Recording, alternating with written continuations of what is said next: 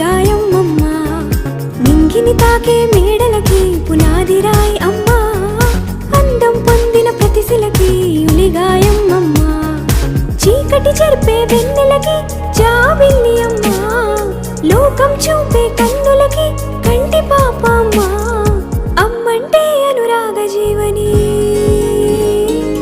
అమ్మంటే అనురాగ జీవని, అమ్మ ప్రేమే సంజీవని.